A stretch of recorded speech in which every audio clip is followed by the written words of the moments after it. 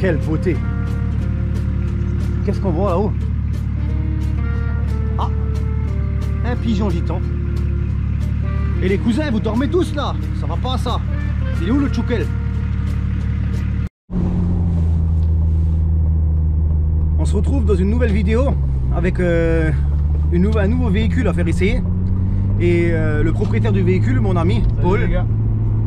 Donc on va vous présenter son véhicule. Donc c'est un véhicule un peu particulier, vidéo un peu spéciale un peu. Donc Paul, explique-nous voir et donne-nous voir quelques conseils sur ta charrette là. Alors la charrette, c'est mon daily. Faut savoir que j'ai déjà une charrette à la maison, mais elle est tout le temps en panne. Donc il y a 4 ou 5 ans, je me suis dit vas-y, trouve-toi une nouvelle caisse. Et j'ai bien kiffé les Golf 4 VR5, tu sais, le moteur 5 cylindres, là, le VR6 vous en en remontez un là. Ouais, les 5 cylindres, comme le VR6 mais amputé d'un cylindre quoi. Ouais. Et j'étais tout chaud et tout. Et je vais voir Jérôme, il me dit mais achète pas ça, c'est de la merde. C'est sûr ça fait un joli bruit hein, mais si ça avance pas, ça consomme à mort, c'est de la merde, laisse tomber. Il m'a dit tu sais ce qu'il faut que tu achètes? Un TDS.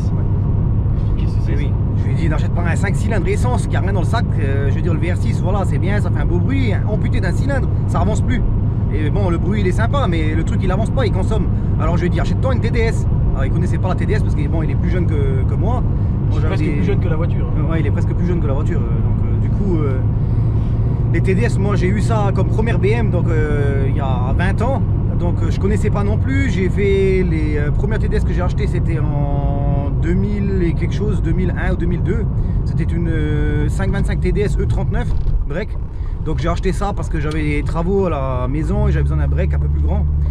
Donc du coup j'ai acheté ce genre de véhicule là, ça m'a tout de suite, j'ai accroché dessus tout de suite et j'ai commencé un peu à le bricoler. Donc après tout le monde connaît les problèmes des TDS, des pompes à injection qui fuient et puis tout ce qui va avec. Donc du coup je connaissais ce genre de véhicule donc je lui ai proposé. Donc moi je lui en ai trouvé une, c'est cette voiture là. Elle avait 90 000 km donc c'est très exceptionnel 90 000 km pour... Même d'usine ça sortait déjà avec plus de kilomètres. Ouais je crois que même de neuf ils avaient plus que 90 000 je crois. 90 000 km elle avait, c'était une 325 TDS E36 de 90 000 km. Il n'y en avait aucune sur le marché. Je crois j'en ai vu qu'une en Allemagne à vendre. C'était la seule, elle avait à peu près le même kilométrage, elle avait dans les 100 000. Et le mec il en voulait 12 000 balles. Ouais, le mec il en voulait 12 000 balles pour la voiture. Donc du coup, on l'envoie chier. Comme les boiseries il fait, on le voit bien dans les vidéos.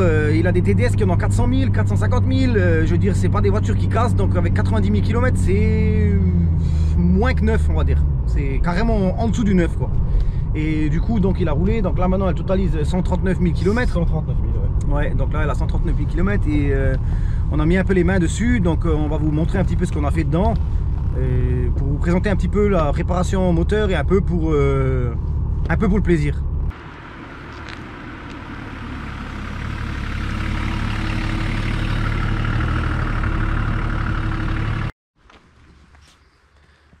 Bon Paul, qu'est-ce que tu nous racontes de cette voiture? Eh ben c'est là la bête, 125 TDS. On a fait pas mal de choses dessus avec Jérôme, notamment le petit pack M. Ah oui c'est effectivement c'est vrai qu'on a monté des pare-chocs M dessus, donc là on les voit avec les prises d'air et la petite lame devant. Parce que c'était d'origine pas en M. Et à savoir que les TDS si je me trompe pas ça n'existe pas en coupé. Donc non, on a mis les bas de caisse d'origine comme les M11 avec le petit diffuseur arrière qui est en dessous, on le voit bien, et la petite sortie d'échappement pas trop grosse non plus, on voit c'est pas trop énorme. Non je crois que je mets presque mon poing dedans. Ouais et presque le poing il rentre dedans. Après moi j'ai des grosses mains donc et puis le petit logo, il n'y a que ça qui est bon. si dans la vie, t'as pas une TDS, tu réussiras jamais. T'as raté ta vie. T'as raté ta vie, c'est exactement ce que je dis toujours. Bon, là, on a les jantes d'origine. Hein. Malheureusement, c'est l'hiver. Donc, comme on le voit dehors, hein, le temps, il est tout gris. Hein. C'est un peu pourri. Hein. Non, on mettra une petite photo dans l'intro pour vous montrer comment qu'elle est avec les jantes d'origine. On a des jantes pack M en 17 d'origine, ça passe très bien.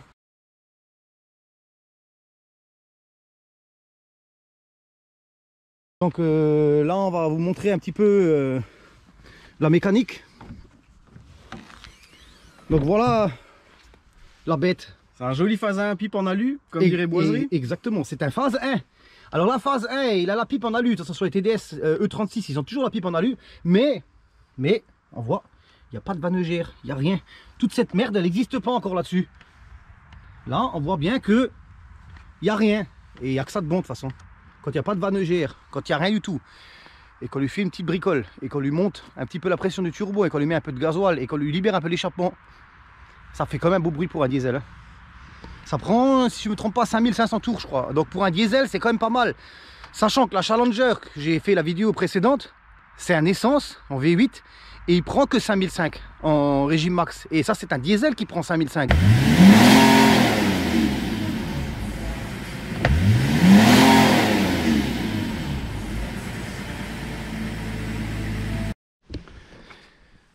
Pour la préparation, donc on va vous expliquer un petit peu. Donc, cette petite pièce là, que l'on voit là, ça, c'est un chip. Enfin, nous on dit chip parce qu'on est près de la frontière. Donc c'est vrai que pour l'accent, bon, des fois il y en a peut-être qui ne doivent pas tout comprendre. C'est à peu près comme lorsque nous on dit BMW et en France on dit BMW, je sais, on m'a déjà posé la question. Parce que BMW, en allemand, B c'est B, M c'est M, comme nous, et le V, chez eux, c'est un W. Alors que chez nous, un W, ça se dit W, et eux, ils disent dans le sens inverse. Donc nous, du coup, comme on habite à la frontière, on dit BMW, et pas BMW. Donc, si vous voyez une vidéo avec un mec qui dit BMW, c'est un mec qui habite dans l'Est en haut, enfin, dans le côté allemand. Alors que s'il dit BMW, c'est qu'il n'est pas ici. Donc, continuons. Donc, ce petit chip qui a été monté dans le calculateur qui est ici, mais c'est pas Babas qui l'a fait, c'est bien moi. Hein. Le petit turbo que l'on voit là en bas, enfin on essaie de le voir. Donc on lui a fait un petit wastegate. Non, là on voit pas grand chose en fait. Avec le robinet, si on voit un peu le robinet là en bas. Donc on a mis le wastegate. Décalage de la pompe à injection. Donc il y a un petit réglage au niveau de la pompe à injection. Donc on la voit ici. Il y a un petit réglage, donc il faut décaler un petit peu le couvercle en haut pour lui donner un petit peu de l'avance pour qu'elle ouvre plus loin. Et la ligne d'échappement qui a été libérée, donc la ligne d'échappement qui n'a pas de catalyseur. Donc sur ce genre de véhicule là, en phase 1, il n'y a pas de catalyseur, il n'y a rien, il n'y a pas de vanegère et rien. Ça rentre et ça sort, c'est fini. À l'époque là, ils se faisaient pas chier avec de la merde. Ligne donc, en 55 du début à la fin. Il y a juste l'embout, on a déliré, on s'est dit vas-y, on met un coude de camion, 80 mm. Voilà. Juste pour la sortie, pour faire style. Donc pour la sortie, on a mis du, ouais, je crois que c'est du 80, ouais, 80 ou 82. Et en dessous, on est en 55. Donc on voulait pas abuser non plus, parce qu'après, c'est vrai que le bruit, déjà là, elle en fait pas mal. Hein. Ouais. Donc Paul, démarre un peu ta voiture, qu'on entend un petit peu. Nous, mettons à l'échappement plutôt.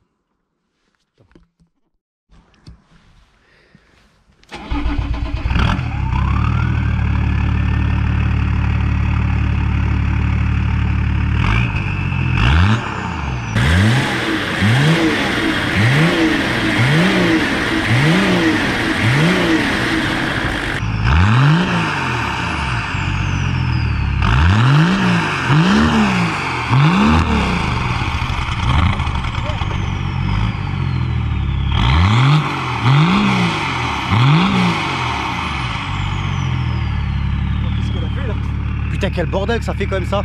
Et elle a carrément noirci le parterre. On a repeint la route. On a repeint. Bah, en fait, pour les mecs de la voirie qui font les bandes blanches, c'est nous on passe derrière et on met un coup de gaz, bah, les bandes ils sont plus blanches. Hein. Ça c'est clair. Hein.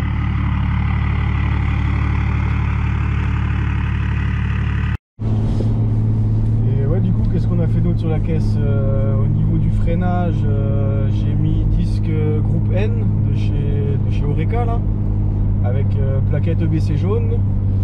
J'ai mis du Ritavia et liquide de frein, c'est, tu m'as conseillé Motul 660. Motul 660, ouais, pour le liquide de frein, ouais, parce qu'il est vraiment bien, il pour la température, les hautes températures et tout, c'est vraiment un liquide qui est vraiment bien. Moi je l'aime vraiment bien, moi je l'ai mis dans toutes mes voitures et il y a une différence, c'est flagrant quoi, avec le liquide de frein là. J'y croyais pas non plus et le jour où je l'ai mis dedans, je me suis rendu compte que c'est vrai qu'il y a une énorme différence quoi. Et ouais là franchement ça freine bien et tout, c'est... qu'est-ce qu'il fait lui? Théo il roule carrément de l'autre côté. Putain, bienvenue en Moselle les gars. Ouais, bienvenue au Moselle, le mec il roule sur notre côté à nous, mais bon c'est pas grave. Et ouais du coup bah, ça freine comme ça.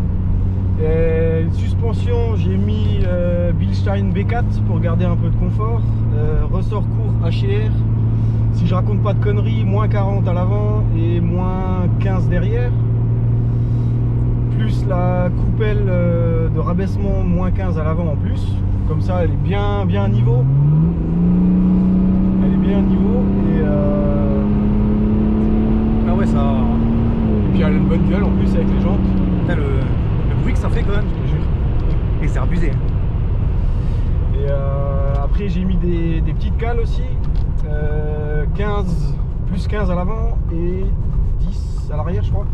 Ouais, t'as élargi un peu les trains roulants pour que ce soit plus stable quoi. Ouais, et puis pour qu'elle ait de la gueule aussi quoi. Ouais, pour la gueule aussi. Ouais. L'arrière j'ai mis moins qu'à l'avant, je sais que c'est bizarre, mais déjà ça passe pas avec les grosses jantes à l'arrière, ça va plus, ça passait pas. Ah oui, parce que t'as les packs M donc ils sont plus larges à l'arrière qu'à l'avant. Ouais. C'est ça, donc ouais. j'ai fait comme je pouvais, mais en vrai ça a de la gueule, hein. Enfin vous verrez sur la photo quand ouais, c'est vrai que ouais, ça... ouais, bah de toute façon je la mettrai, je mettrai une petite photo dans l'intro pour vous montrer à quoi elle ressemble avec les jantes été. Si j'arrive à faire plusieurs photos, j'en mettrai plusieurs. C'est vrai que ça a une gueule. Après moi j'ai toujours bien aimé les BM, de toute façon les E36 ça a toujours eu un look un peu spécial et moi j'ai toujours été fan de ces voitures là à l'époque quand j'ai eu le permis. Bon moi j'ai eu le permis il y a longtemps et quand j'ai eu le permis c'était des voitures qui étaient quand moi j'ai fait le permis c'était des voitures qui étaient encore neuves, ils étaient commercialisés encore neuves donc tu pouvais pas t'acheter. Et là où je bossais j'avais mon ancien patron, il avait une 325 TDS donc ouais, une mauve, c'était sa voiture neuve qu'il avait achetée et je m'en souviens de cette voiture encore comme c'était hier encore. Ouais. Après, qu'est-ce qu'on a fait d'autre encore sur la caisse? On a fait pas mal de trucs, donc du coup tu as fait la peinture du pack M. Ouais, on a monté tout ensemble. L'échappement, ouais, l'échappement c'est parti sur un délire. Au départ ça devait pas être une ligne vide, hein. On devait juste virer le silencieux intermédiaire. Bah t'avais une fuite en fait dessus. Ouais, il y avait une fuite sur le silencieux intermédiaire et moi je lui ai dit bah écoute viens on en met un autre. Même pas, la fuite, quand on a démonté le silencieux intermédiaire on s'est aperçu que le silencieux arrière il était mort. Ah oui, donc on s'est regardé, on a fait qu'est-ce qu'on fait? On met le silencieux intermédiaire à la place ou on le vire? D'abord on passé 2 secondes, on l'a fait. Bon, on le vire. Hein. Ouais. D'abord on voulait remettre un pot normal sur l'autre. Ouais. Mais enfin, au final, on s'est dit oh tiens, question juste d'essayer, on enlève voir ça et on regarde ce que ça donne. Et du coup, on l'a plus jamais enlevé. Voilà, donc après on n'a pas fait comme dans les boiseries où on le fait sortir du capot. Parce comme que. Ouais voilà, non ça je voulais peut-être pas le faire parce que la voiture elle est... Bah, je roule tous les jours en ville avec donc c'est voilà, un peu chaud quoi. Même la voiture elle avait 90 000 km, c'était pas une voiture avec 400 000 km où tu peux dire je fais un trou dans le capot, c'était une voiture qui valait encore un petit peu d'argent quand même. Hein. C'est ça. Donc du coup on a mis l'échappement normal, on peut toujours revenir en arrière, on remet un échappement normal dessus et puis c'est comme d'origine quoi. Mais ouais c'est vrai qu'elle marche vraiment bien. Hein. Non ouais c'est cool, hein. Puis là avec le petit robinet elle prend 1 bar 4 là à peu près. Ah bah ça on va le filmer ça. Ouais on va vous montrer dans la vidéo aussi. Et elle prend 1,4, des fois 1,6 en pic.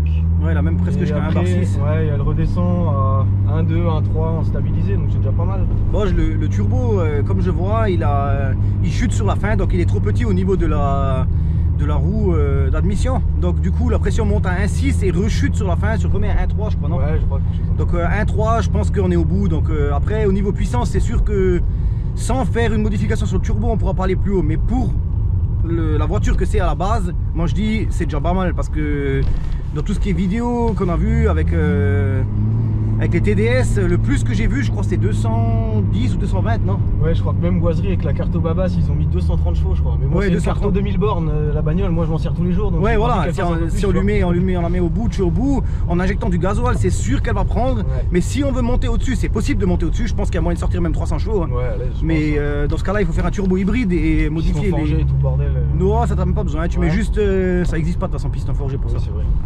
Qui a fait des pistons forgés pour une TDS. À la base c'est fait pour...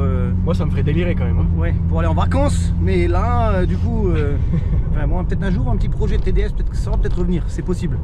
Avec un gros turbo et avec une petite pression de 2 bars, beaucoup de gasoil et peut-être sortir 300 chevaux ça serait bien. Juste pour faire la plus puissante des TDS qu'il y a jamais eu quoi.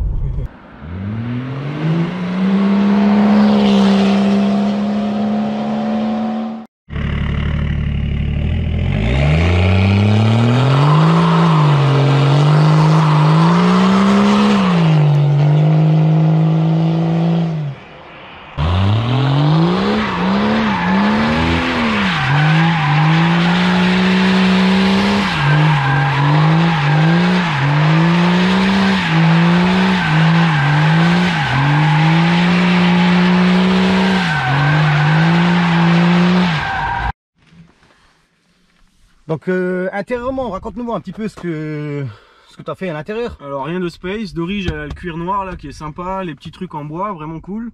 Moi les seuls trucs qu'on a fait, elle avait normalement le ciel de toit gris. Toutes les poignées là qu'il y a en haut, elles étaient grises aussi, par soleil pareil. Donc on a fait monter un ciel de toit noir. Bon, même s'il se décolle comme d'hab, hein, c'est la maladie des E36. Et tout ce qu'il y a là, les pare-soleil, ça c'est moi qui est pas en noir avec une bombe hein, à la con. Hein. Je trouve que le résultat il est pas mal. Hein. Ouais, c'est vrai que franchement. Pour un truc fait en 2 speed dans le garage sur un bout de carton, franchement ça a de la gueule, tu vois. Ouais, c'est vrai que l'intérieur tout noir comme ça, c'est quand même. Ouais, c'est vrai que les sièges et tout, ils sont pas mal, ils sont beaux et tout. Ouais, ils sont bien faits. Après, moi j'ai juste monté le manomètre de pression là. Pour connaître un peu ce que ça raconte.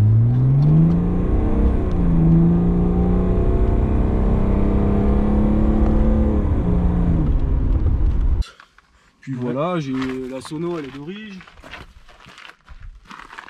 Il n'y a rien de spécial, hein. C'est juste que ça a de la gueule hein, pour une bagnole de 92. Ouais. Non, ou 94 je crois. 94 elle est. Ouais. Non, c'est bien conservé. Hein. Non, c'est vrai que. Ouais, c'est vrai qu'intérieurement elle est vraiment propre. Hein.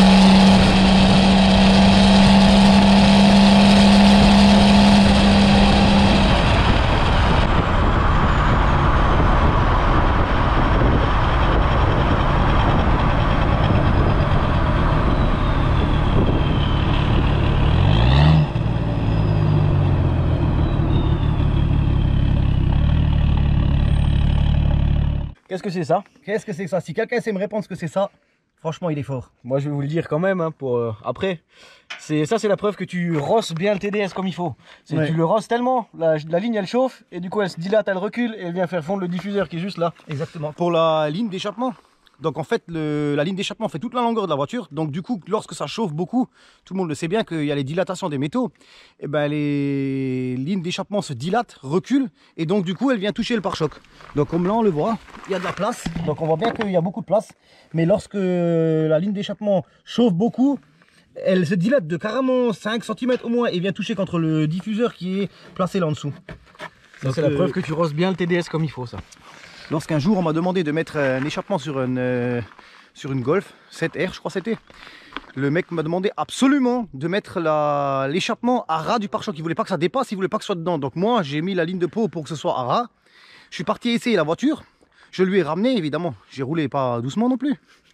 J'ai mis un peu sa race et lorsque je lui ai ramené la voiture, eh ben, il sort de chez lui et voit la voiture, il me dit bah écoute tout est bien mais par contre la ligne de peau elle est pas bien. Et moi je dis comment ça? Je dis elle est à ras du pare-choc. Il me dit non moi je la voulais à ras de chez ras. Je dis bah je l'ai mis à ras. Et je sors de la voiture, je regarde derrière et l'échappement il avait au moins 5 ou 7 cm dehors en plus de ce qu'il y avait que moi j'avais mis à froid quoi. Et lorsqu'elle était froide, ben, elle était dedans de nouveau. Donc c'est juste pour petite information quoi, comme ça vous savez. J'ai une question quand même, un truc bizarre quand même au niveau de l'échappement. En fait, j'ai réfléchi. Si je réfléchis bien, l'échappement d'un TDS, c'est à peu près pareil que la Tour Eiffel en fait. Puisque c'est la même matière. Et la Tour Eiffel, quand on est en été, elle est aussi plus grande. Puisqu'avec les dilatations, elle grandit. En hiver, elle est plus petite. Bah, l'échappement de la TDS, c'est pareil. C'est ça, non? C'est bien ce que je dis. C'est ça, bah moi c'est pareil. Hein. Quand je suis chaud, je suis plus grand. Ah ben, c'est pareil. Bon, allez, fini les conneries pour aujourd'hui. Ça suffit pour cette vidéo. On se retrouvera dans une autre vidéo. Allez, ciao, ciao. Ciao les gars. Ciao. La question elle est quand même, pourquoi un pigeon gitan? En fait, j'ai compris pourquoi un pigeon gitan. Il était où le pigeon? Bah sur les câbles. Hey, ils l'ont dressé à aller chercher le cuivre.